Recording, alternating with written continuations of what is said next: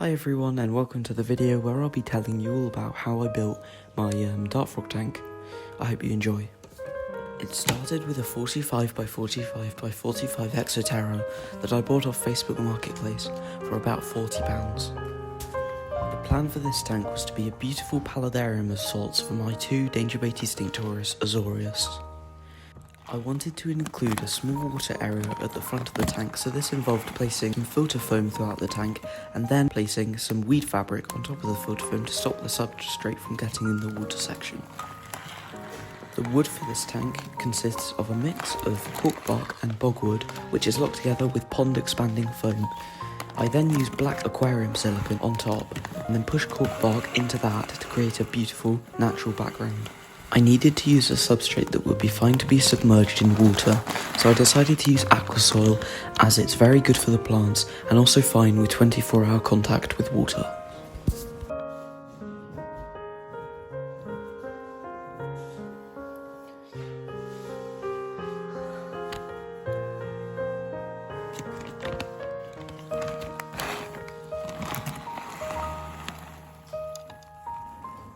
You may notice a bit of lava rock at the back.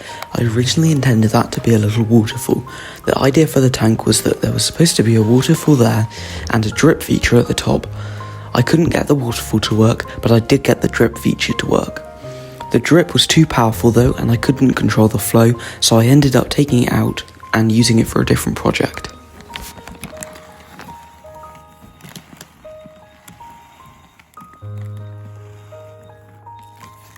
To cap the aquasoil, I used a normal soil which consists of cocoa fibre, orchid bark, sphagnum moss and sand. Here I smooth out the soil and slope it towards the back to add depth. Towards the front of the tank you can see a shape made out of cork bark. This is the water section, as I wanted to provide a pond for my dart frogs.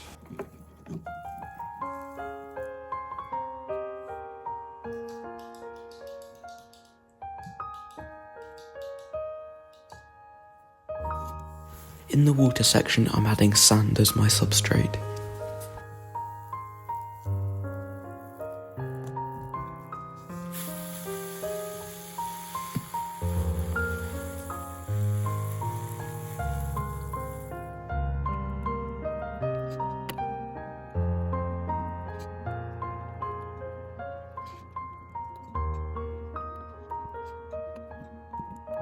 Here's the plant selection, which comprises mostly of bromeliads, philodendrons, ferns, creeping figs and cryptanthuses. All of these mosses I found outside but washed heavily before I put into the tank. I started by planting the biggest plant and the main plant, a Cryptanthus zonatus. It's always good by starting with the main object or plant. This is a mini palm tree and they do brilliant in dart frog enclosures. At night time they close their leaves, which is always really cool to watch.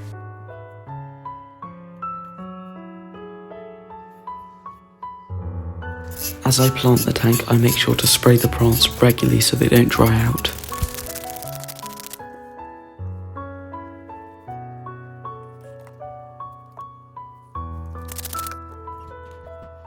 I'm adding these time lapses in just to show you how long it takes me to plant each plant.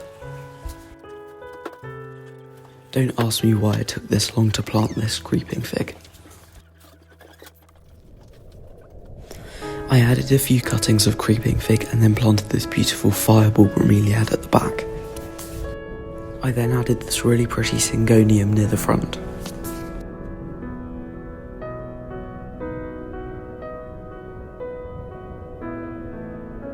I try to fit a philodendron at the back but fail, and then I plant a few ferns throughout the tank.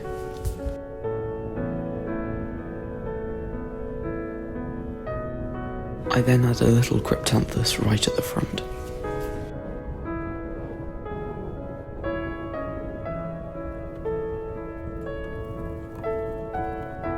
I now add the moss. This is one of my favourite bits of making a vivarium because the moss brings it all together.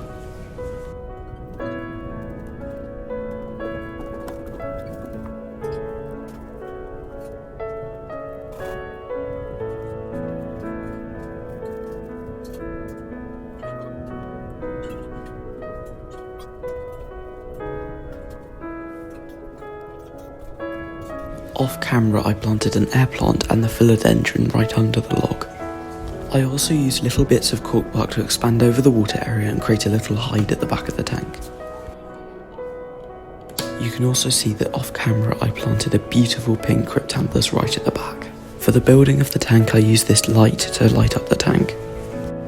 Here I add leaf litter for the bugs and the frogs. I didn't add enough on camera, so I went again off camera and added some more.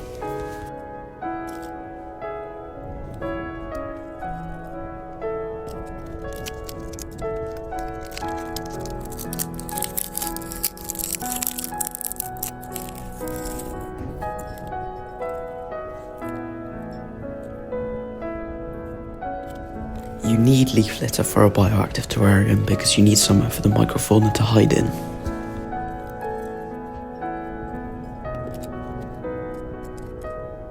Here I had a beautiful lotus flower pod, but I end up taking this out at the end of the build.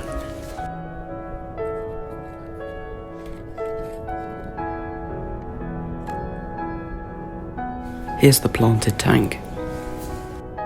The mini palm tree decided to give me some seeds.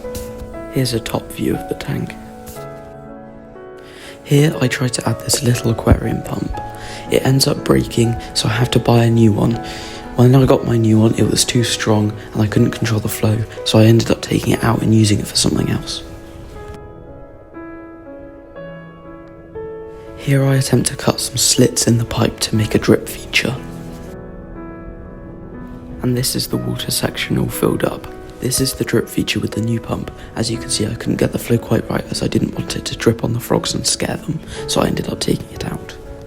Also, speaking of frogs, 4 months later, it's time to add them.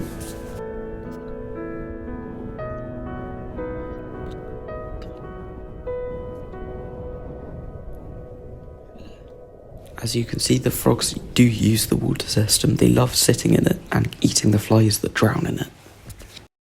Hi everyone, this is what it looks like now. That cryptanthus grown massively, but lost some of the colour, but I think it actually looks cooler now, to be honest, than it did. That is the mister for the tank. It's looking a bit less clean, if you say. It's more overgrown and stuff, but I prefer it this way. So you got there's ferns, the tonia, I've added that. The water area is really dirty. I need to clean that out, and if anyone's worried about the frogs drowning, trust me, they won't drown in that. This water is so shallow, and also it's very sloped banks for them to get out. I actually recommend putting this in for them because they really enjoy sitting in this, and they'll often I'll find them hiding in this log, but you can open it up. This side doesn't open properly because of this pipe, but you can adjust that. But we have the mini palm trees looking great, the fern. Yeah, if you look back there, the cryptanthus is, that cryptanthus isn't doing too well, but I mean, it's right at the back, you barely see it. This one you barely see, it's a really nice plant, but unfortunately you never see it. But the showcase plant, you do see a lot. Moss is covering the floor, you got parlour palms right at the back. Although the land space might look small, I added cork bark around here so it expands it, and it goes really far back there into a cave sort of thing I built there. It's got cork bark all over and it goes all the way around back there. Dart frogs, yeah, they love height. Everyone says like build them a long enclosure, which is what my old one was, but I recommend building them a tall, long and tall one like this. It's quite tall, and they use every inch of this enclosure, every centimetre. You can see one there. They think they're going to be fed. I'm going to feed them in a second, but I can highly recommend getting a tank similar to mine. So I wouldn't go anything smaller than a 45 by 45 by 45, which is what this is. You could probably keep one in a 30 by 30 by 30, but obviously it wouldn't have as much space. So this is what I keep them in. You can see they're always interested in what I'm doing. I'm really pleased with how this turns out.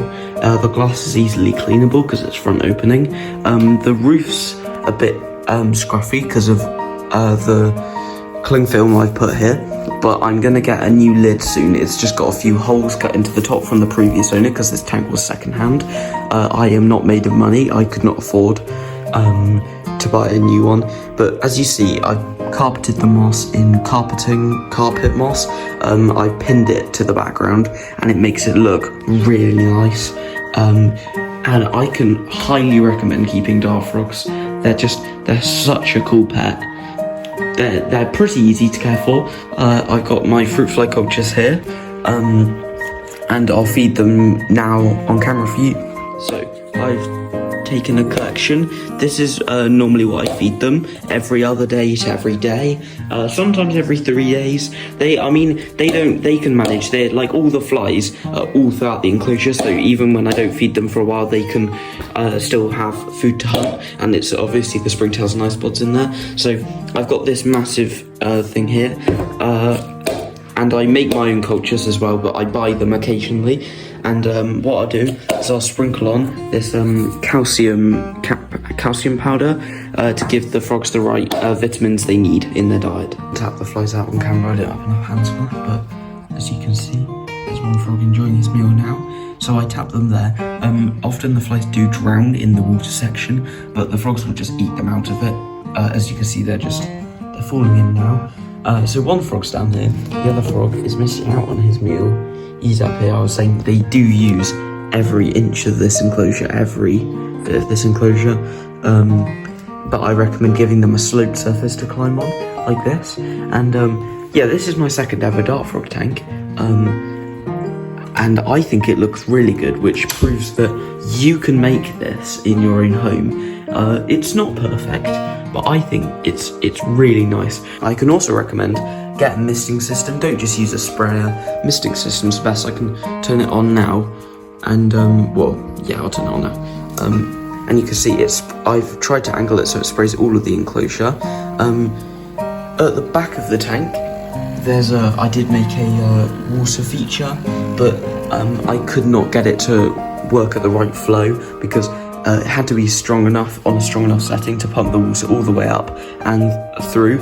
But when I did that, the water flow ended up being so strong that I was worried it would just all the time drip down on the dart frogs and scare the life out of them. So I ended up taking that out and put it in this terrarium here. But I mean, I might try again and put it back in there another time, but for now they're fine without it. I'm fine without it. I think now is the time. Quite a long time after I built this, to replant. Well, not replant, just plant the water section. I just cleared it out, massive pile there. Did a mini water change. It's hard to do water changes on this, so I kind of just top it up because these frogs don't need a water feature. They don't spend too much time in there, so they don't really need. It doesn't really need a water changes, but I'm going to go fill that up a bit more. If you're wondering how I designed the tank, the water goes all throughout the tank. Basically, yeah, the entire thing's a sponge built on aqua soil, then normal soil, and then moss.